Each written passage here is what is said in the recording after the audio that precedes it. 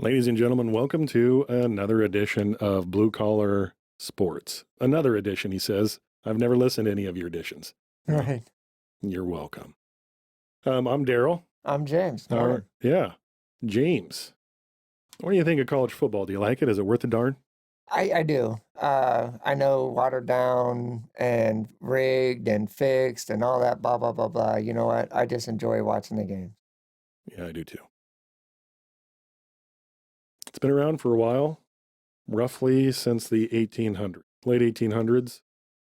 According to internet lore, Rutgers was in the first game with Princeton, which would later become,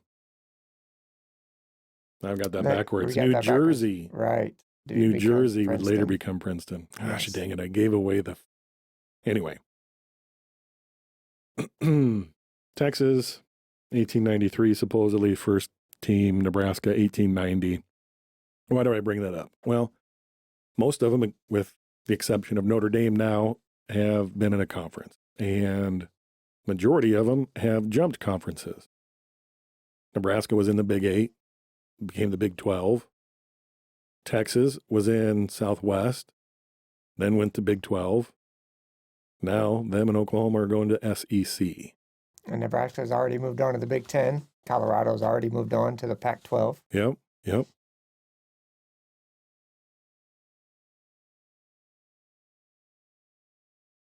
We're bringing in USC, UCLA.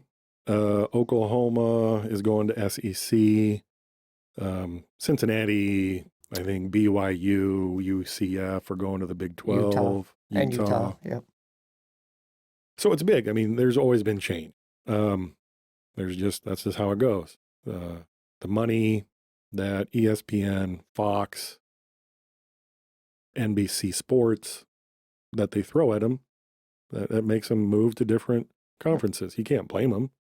Maryland, their AD said the thing. He said, going to the Big 10, we're going to be on TV. And their first year they were on TV, 7 of their 9 games. He said all it is exposure. They love it. Oh, yep. Who doesn't love money? When you get money thrown at you and you need money to have your program continue. Oh, and Maryland was definitely in the red. Yeah. I think COVID put everybody in the red. I don't even want to think about that. But why do I talk about realignments? Well, 2025, there's going to be another bidding war.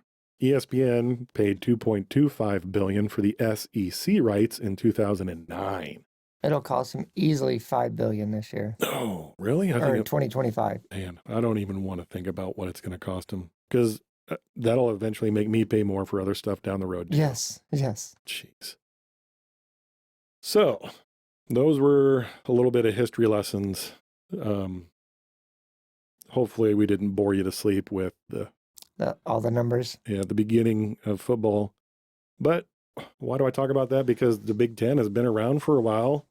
Not necessarily as the Big Ten, but the teams in it have been around in organized sports, making money, playing sports, and having fun, and attracting kids out of high school.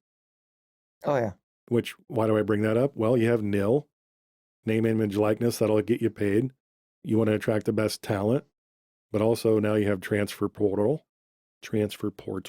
If I'm not a starter, I can just transfer. Yeah, I can be a starter over here, and then I can make at least $1,000 with NIL.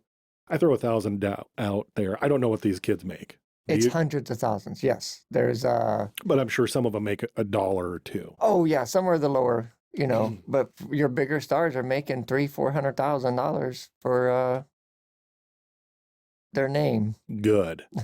Because the university is making millions off these kids. I know there's pros and cons to everything, but come on. Let these kids get a little bit of money. Everybody's like, they get free education. That's like a 60 to 100,000 or more, depending on where they go. True. But they also get hit every day if they play football. They have to stay in top physical shape. I think the free education plus some money is always good. They said they're kids. They want to be able to live a little. Not sit in the dorm room and be gym rats. They're still kids, but somehow Vegas still likes to assign numbers to how many points they're going to score and put pressure on them. Yes.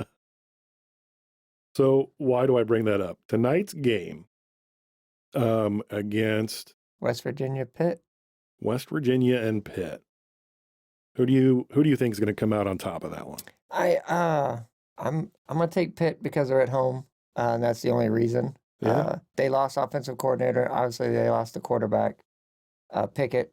And well, after watching Nebraska's first game, maybe that'll help them out. Pittsburgh's favored by 7.5.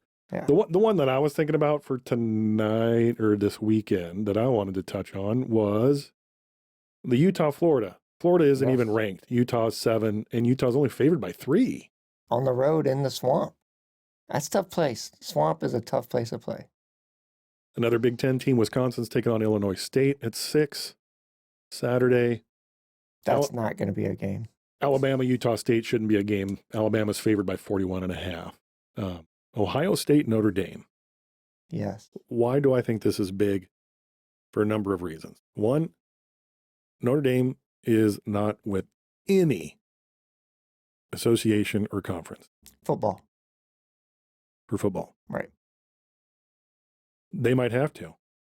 I totally see it because it's going to be tougher to schedule any of these Ohio State, Alabama, Michigan, Oklahoma games when their schedule is full when you have 20 teams in a conference. Well, their schedule isn't full now. They're playing Ohio State, and Ohio State is favored. But you think Notre Dame's going to pull it out? No, I think they're going to cover easily. You think they'll cover? I think they're going to win. I think Ohio State's going to win by 2. I think they'll keep it 14. Vegas has it at 17. Yeah, I would definitely take, if I was putting the numbers down, I'd be taking Notre Dame in the points. Yeah, that's a 6:30 game on ABC. And then in a half hour later at 7, you got Clemson and Georgia Tech. That should be a good game as well.